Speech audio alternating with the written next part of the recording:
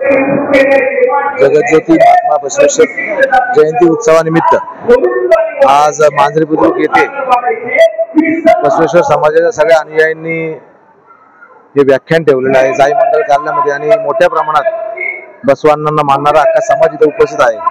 आज या जयंतीनिमित्त मी सर्वांना शुभेच्छा देतो, माझ्या राष्ट्रवादी काँग्रेस पार्टीच्या वतीने शुभेच्छा देतो आणि सर्वांना एकच आवाहन करतो, बसवांनी बसवराज महाराजांनी जे आपल्याला शिक्षण दिलेलं आहे, 8व्या वर्षी वयाच्या 8व्या वर्षी त्यांनी क्रांतीसाठी जे घर सोडलं होतं त्या गोष्टींवरती आपल्या सगळ्यांना चालायचं आहे।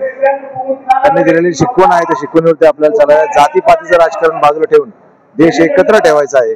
देशावरती आलेले संकट आपण आज पाहतोय, आज पाकिस्तान आपल्या विरोधात लढत आहे, त्यासाठी आपल्याला कुठली जातपात न ठेवता बसवांना हाच एक संदेश होता जो 800 वर्षांपूर्वी आपल्याला मिळाला होता, त्याच्यावरतीच आपल्याला आज चालायचं आहे।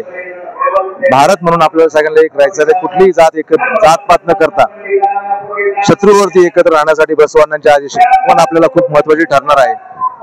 आज त्यांच्या जयंतीनिमित्त मी सर्वांना पुन्हा एकदा शुभेच्छा देतो आणि आम्हाला कार्यक्रमाला बोलवलं, आम्ही 4ही नगरसेवक इथे उपस्थित होतो, त्यासाठी मांजरीतील सर्व बसवांना समाजाला मानणारे सगळे अनुयायी आहेत, त्यांची कमिटी आहे, त्यांचे मी आभार मानतो आणि त्यांना शुभेच्छा देऊन थांबतो। जय हिंद, जय महाराष्ट्र।